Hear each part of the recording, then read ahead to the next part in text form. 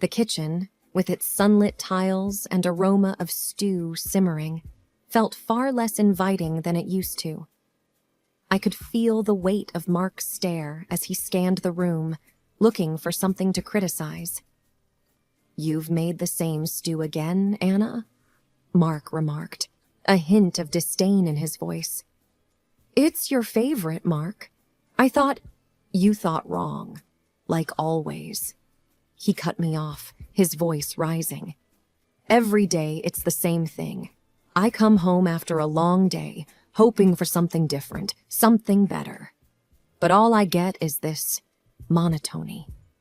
I bit back a retort, looking down to hide the hurt in my eyes. "And what have you done all day, Anna?" He prodded further. "Sitting around, chatting with your friends on the phone, I bet. You're just a sponger, Anna." I felt my face flush with embarrassment and anger. Before I could respond, Sarah entered the kitchen. The hope I harbored, that she'd be my ally in these moments, quickly vanished when she spoke. "Honestly, Mom, why don't you try something new for a change?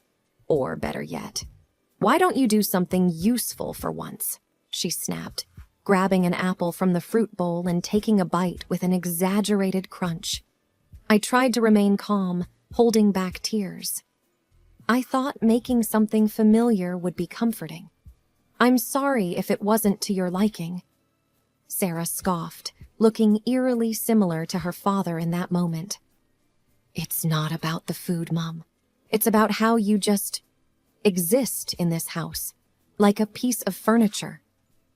Feeling cornered and overwhelmed, I mustered up the little dignity I had left. "I've always done my best for this family. Maybe one day you'll see that." Mark chuckled darkly. "Oh, Anna, always playing the victim. You know, maybe if you had a father growing up, you'd know how to be a better wife and mother." I gasped, shocked at his cruel words. The sting of his remark hit deep, reminding me of the father-shaped void in my life. Sarah, echoing her father's sentiment, added, "Maybe then you'd be less of a burden." Feeling the weight of their combined disdain, I took a deep breath. "I'll be in my room. Dinner's ready whenever you want it," I said quietly, leaving the kitchen and praying for the strength to endure another day in this crumbling facade of a family. Days turned into weeks, and the atmosphere at home remained tense. Sarah was out more often than not, and when she was home, she spent most of her time locked in her room. Mark, on the other hand, became increasingly distant, coming home late from work and sometimes not at all. One day, as I was heading to the local market, I saw something that stopped me in my tracks. Just around the corner from our home, there was Mark, laughing and talking with a younger woman. They seemed close, too close. Their body language spoke volumes. I watched, hidden behind a tree, as they shared a tender kiss. The air felt heavy, and my heart raced. This was my husband, the man I had given my life to, and here he was, betraying our vows. The weight of this realization made my knees weak, and I quickly turned and headed home, my mind racing. As soon as I entered the house, I was met with Sarah's cold stare. "Where were you?" "Took you long enough," she commented snidely. "I saw your father," I replied, trying to maintain my composure. "Oh, with his secretary. I've known for months. But who cares? At least he's happy." She shrugged, revealing her knowledge of the affair with such nonchalance that it felt like another blow. I felt numb. My own daughter knew and didn't care. "Sarah, how could you hide this from me?" She rolled her eyes. "Because it's none of my business, or yours for that matter. Maybe if you were more interesting or tried harder, he wouldn't need someone else." The pain of her words was sharp, but I was determined not to let her see me crumble. "Your father and I are going to have a talk when he gets home." She smirked. "Good luck with that." Hours seemed to drag by. When Mark finally walked through the door, he looked surprised to see me waiting for him. "Anna, what's this all about?" "Who is she, Mark?" I demanded. He hesitated. looking momentarily caught off guard, then sighed. I was going to tell you, Anna. It wasn't the right time. So there's a right time to tell your wife you're cheating on her? My voice cracked despite my best efforts to sound strong. Mark rubbed his temples. Look, Anna, things haven't been great between us for a long time. She makes me feel alive again. I felt like I was being torn apart. And what about me, Mark? What about our marriage? Our family? It's not just about you, Anna, he shouted back. It's about me and what I want. Maybe if you'd been more supportive or understanding, things would be different. The weight of everything crashed down on me. The loveless marriage, the estrangement from my daughter, and now, the final blow, Mark's betrayal. But I wouldn't let them see me broken. I've done nothing but support this family, I whispered, feeling tears sting my eyes. But I won't be your doormat any longer, Mark. I want a divorce. His face paled. You can't be serious. Watch me, I replied, gathering a newfound strength from deep within. The atmosphere was thick with tension. Mark looked at me, truly seeing me for the first time in what felt like years. He didn't say anything more. He just turned and went to our room. I looked around the house where I had spent the best years of my life, and realized that it wasn't my home anymore. The final straw had been drawn. It was time for a change. Moving into my mother's old house wasn't easy. The memories of her surrounded me, and sometimes I felt her presence so vividly it was as though she was still with me. I would hear her laughter in the creaks of the wooden floors, or see her reflection in the old mirrors. However, over time, the pain of her absence became a comforting presence. I slowly began to fill the rooms with my own energy and found solace in the home I had once shared with her. One afternoon, as I was cleaning the attic, dusting off old memories and tidying away the remnants of the past, there was a knock at the door. A firm, steady knock that seemed out of place in my quiet world. I hurried downstairs and opened the door. Standing there was an elderly man, dressed in a finely tailored suit, looking a little out of place amidst the simplicity of the neighborhood. "Can I help you?" I asked, a bit puzzled. The man cleared his throat. "Are you, Anna?" I nodded. "Yes, I am. Who are you?" He took a deep breath. "I'm Richard. I knew your mother. We were close once." I looked him up and down, searching my memories for any mention of a Richard. Nothing came up. "I'm sorry, but I don't recall my mother mentioning a Richard." He looked pained but nodded. "She wouldn't have. Our parting was not amicable. I'm actually your father, Anna." The world around me seemed to blur, and I stumbled back a step. "What? That's impossible. My mother would have told me." Richard's eyes softened, filled with a mixture of pain and regret. "She had her reasons, Anna. I wish she had told you, but she chose to keep it from both of us." I felt a rush of anger. "And why should I believe you?" Richard sighed and reached into his coat pocket, pulling out an old photograph. It was a picture of a young couple, very much in love. The woman was unmistakably my mother, and beside her was a younger Richard. They looked happy, their smiles genuine. "I kept this with me all these years," he whispered, handing it to me. The photograph felt heavy in my hands. Why now? Why come here after all these years? Richard looked down, a tear escaping his eye. "When I learned about your mother's passing, I started looking for you. I wanted to know my daughter." I leaned against the door frame, feeling overwhelmed. "This is a lot to take in." He nodded. "I know, and I'm sorry for dropping this on you so suddenly. I wanted to meet you, get to know you." I looked into his eyes, searching for sincerity. They were the same shade as mine, a fact that didn't escape me. After what felt like hours, I nodded slowly. "Okay, Come in. Richard smiled, relief evident on his face. Thank you, Anna. As we sat in the living room sipping tea, Richard told me stories of his time with my mother, how they had met, the adventures they had shared, and the love they had felt. It was a bittersweet experience, hearing about the life my mother had before me.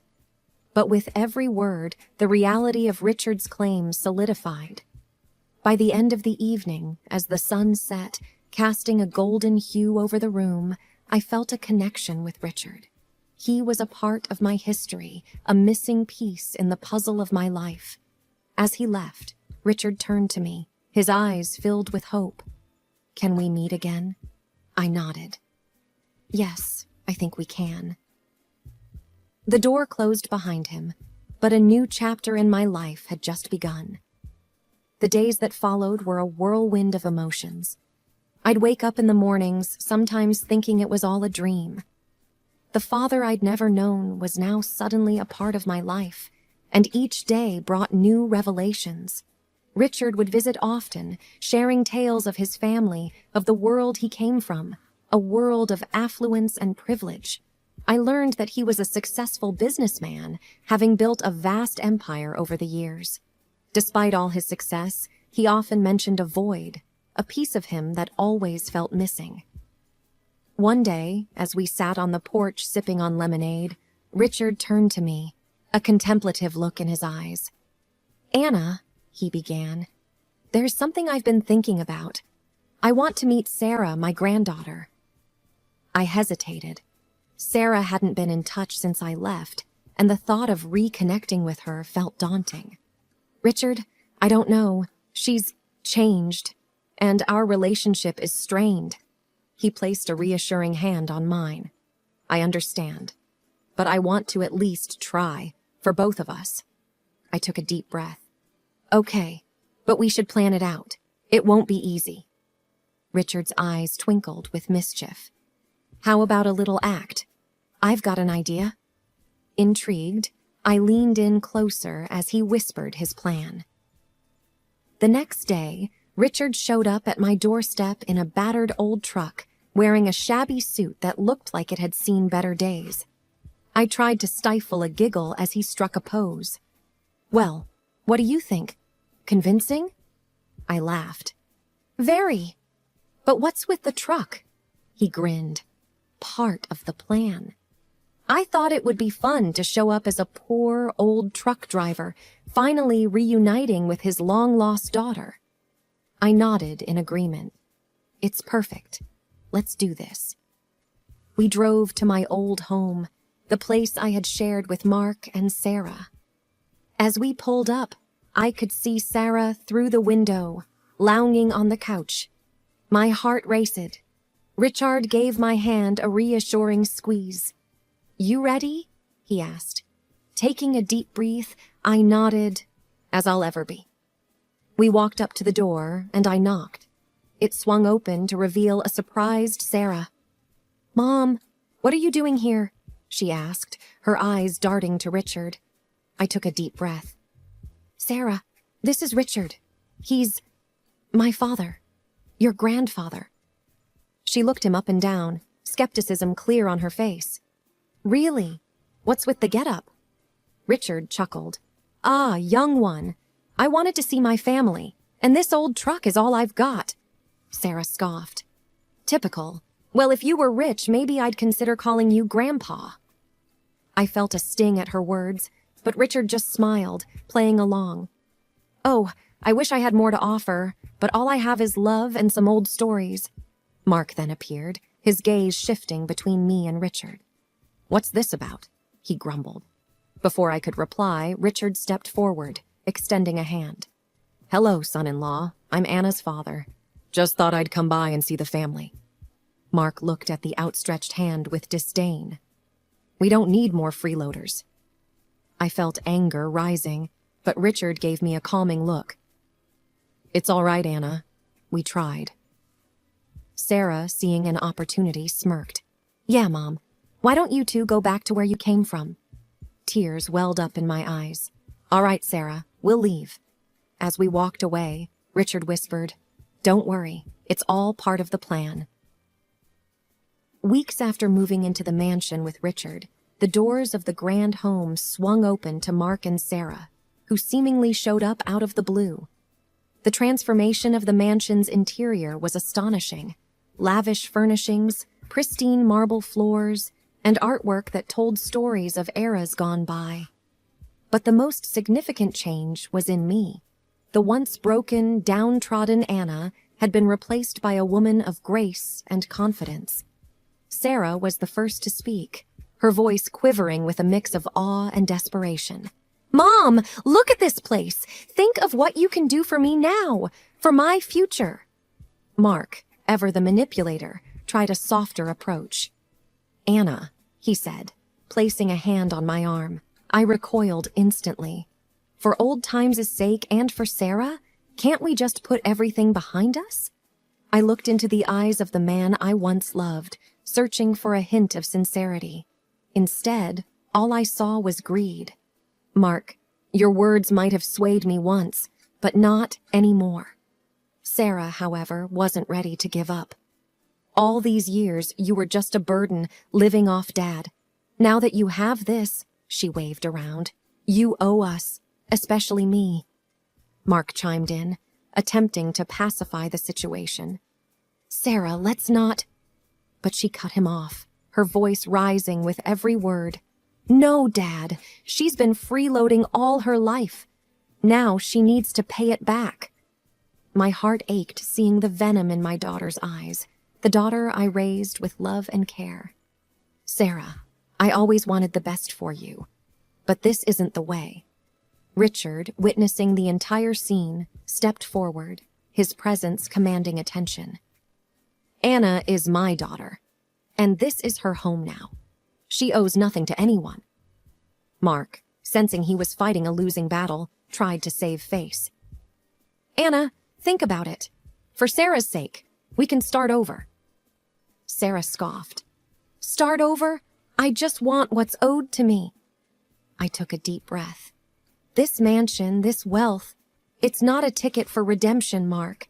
And Sarah, it's not a bank for your entitlement. You both made choices, and now you'll have to live with them." Mark nodded, the weight of defeat evident in his posture. Sarah, on the other hand, was seething. "This isn't over, Mom," she hissed, storming out of the mansion with Mark trailing behind. And as the grand doors closed behind them, I realized that even amidst all this luxury, the most valuable thing I had gained was the strength to stand up for myself. The nights after Mark and Sarah's visit were restless ones. Despite the soft, plush bed and the quiet stillness of the mansion, my mind kept revisiting our confrontation. The hurtful words, the raw emotions, everything played on a loop. It was on one such night that Richard knocked gently on my door. "Anna," he began hesitantly, "there's something I've been meaning to share."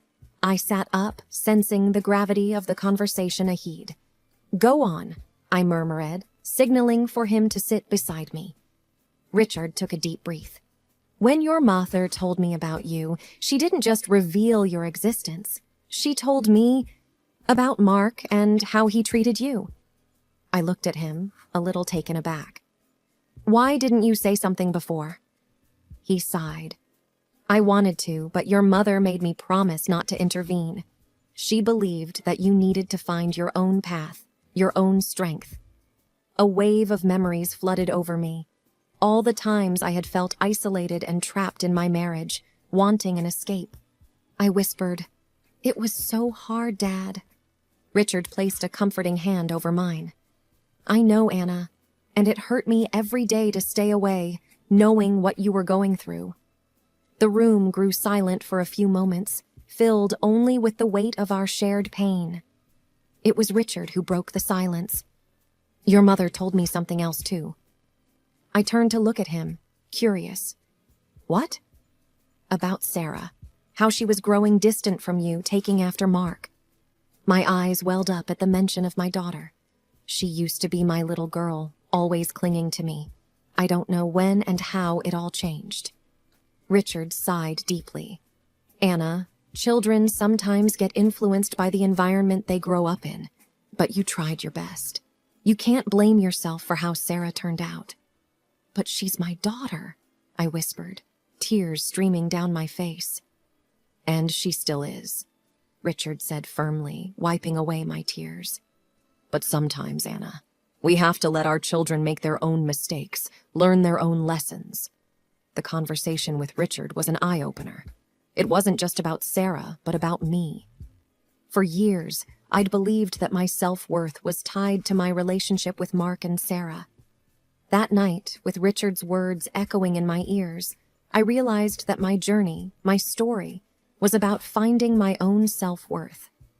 The sun was bright, casting a warm, golden hue over everything.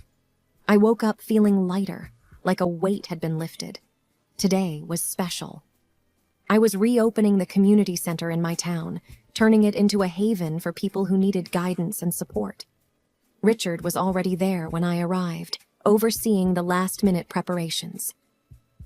Anna, he greeted, extending a hand. You look radiant today. I smiled. Thank you, Richard. Today feels right, doesn't it? He nodded, looking around the bustling hall. A fresh start for many. The community needs this, I replied. A place of hope. As we cut the ribbon and welcomed the first batch of visitors, the sense of fulfillment was overwhelming. Youngsters seeking guidance, women looking for a fresh start after facing personal challenges, and even elderly folks seeking companionship. The community center was soon buzzing with activity. Richard, seeing my contented expression, whispered, "Proud of you, Anna." As days turned into weeks, the center became the heart of the community. Richard hosted personal development sessions, and I organized workshops, sharing my story, hoping it would inspire others to find their strength.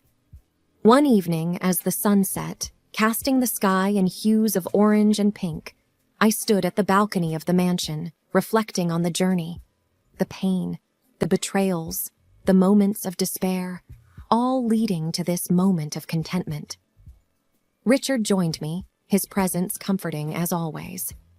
"You've come a long way, Anna," he said, looking into the horizon.